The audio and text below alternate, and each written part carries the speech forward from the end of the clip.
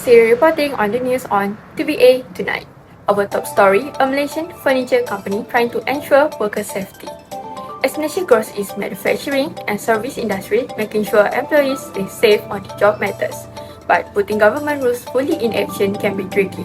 So, we sent off a few of our site journalists to investigate about this matter.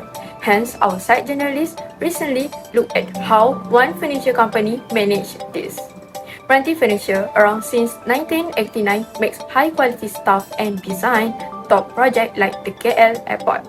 Our site journalists visit Meranti's factory in Banting Town. We have asked the managers some questions, checked machines, saw work being done, and compared with safety standards. This gives great insight into how big successful companies balance business target and worker health. This key, learning directly at the source. That's valuable. As Malaysia move up globally, caring for people behind progress get crucial. Effort like this makes someone feel safe. For further information, I will hand over this interview to Adry. Mr. Faiz, so how does the company demonstrate its commitment to health and safety in the company? Okay, hello. My name is Faiz. The company is committed to a clear health and safety policy, ensuring a secure work environment. Following an Act 514 in Malaysia, it prioritizes occupational safety, meeting legal obligation, and maintaining high safety standards. And additionally, we compliance with the Factory and Machinery Act show its dedication to ensuring safety working condition for employees. So, my next question would be, how does the ventilation system contribute to workplace safety in a furniture manufacturing company? So, our company, in a furniture manufacturing company, the ventilation system plays a crucial role in ensuring workplace safety. Following Osha regulations, the properly designed ventilation system remove contaminants generate during furniture production, maintaining optimal air quality. Regular maintenance and monitoring promptly address any issues, creating a workplace that prioritizes air quality and align with OSHA's commitment.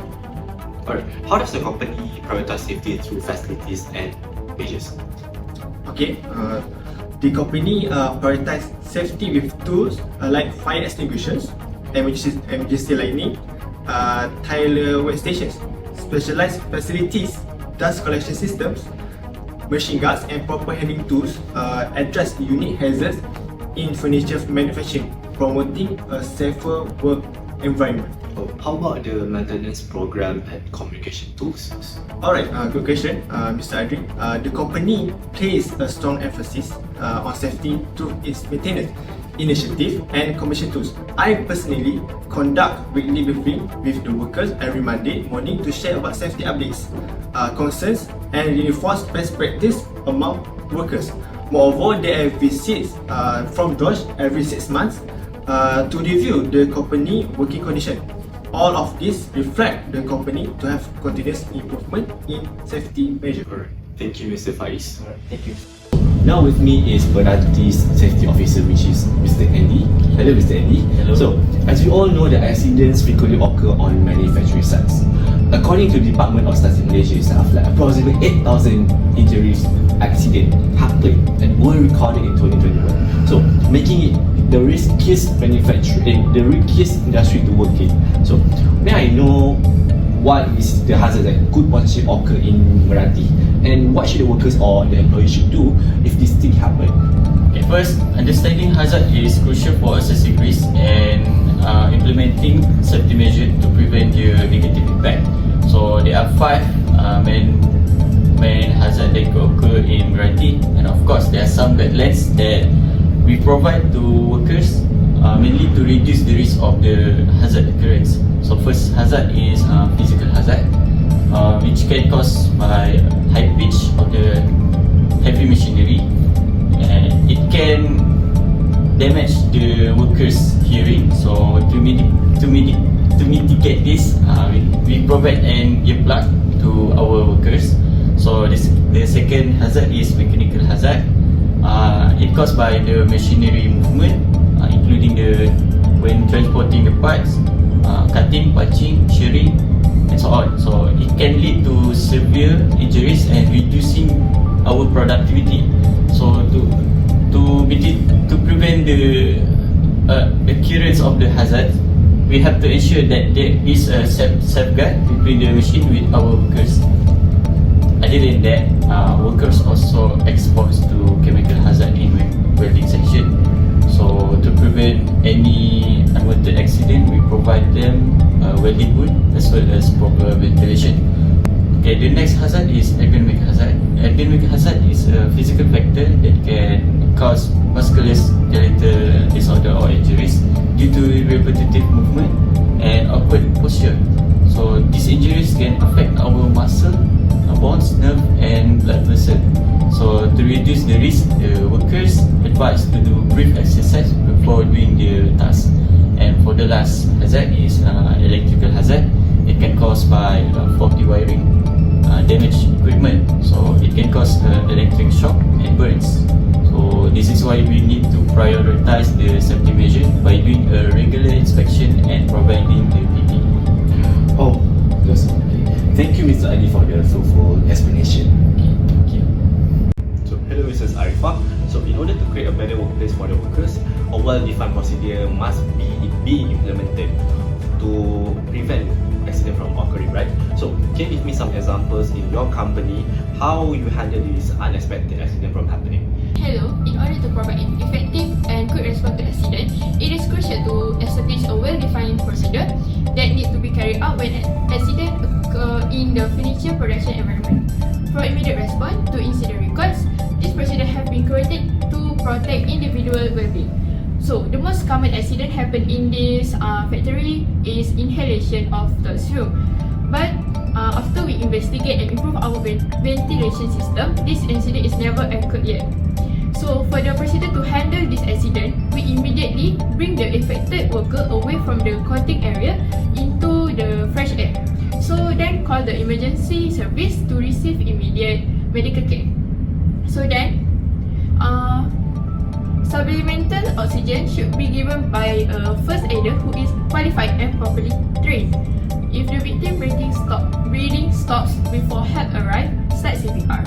The chemical safety data sheet (STS) should be reviewed in order to determine the appropriate first aid protocols.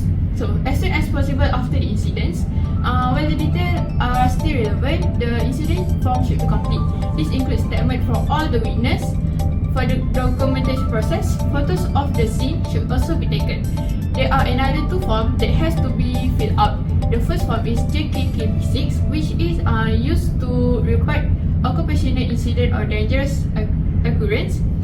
Next, JKKP7, which used to report on occupational poisoning, and moreover, JKKP9 for the accident-related information.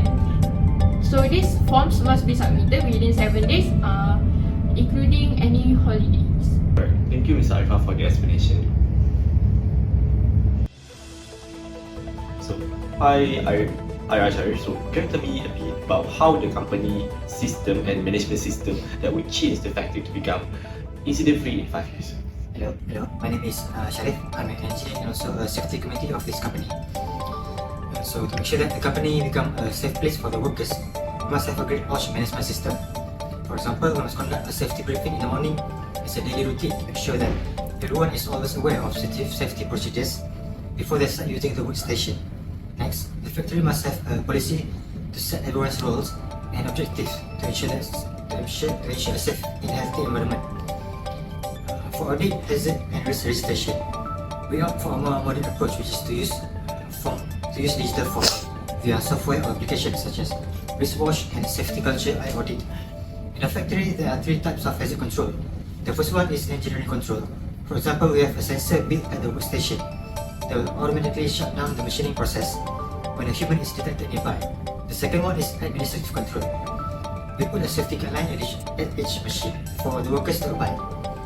And the last control is PPE. We prepare suitable PPE for various tasks. For example, we provide gloves, masks and safety boots for powder coating tasks. We also establish a safety committee among the staff, and the role is to investigate complaints, workplace inspection, and represents employers or employees regarding their safety and health issues. Oh, that's okay. Thank you, IR Sharif. Now we go back to the studio. The review for Meranti takes multiple steps for employee welfare, providing emergency care rooms, protective gear, isolated chemical areas, and training on handling risks like fire. Their system also includes daily checks, individual duties, and inspection report to improve. Overall, Meranti works to balance first-class quality and healthy staff well-being, which set a fine example, but reminding everyone that care comes first remains key. From TVA News, this is Siri bidding good night, stay alert and stay safe out there.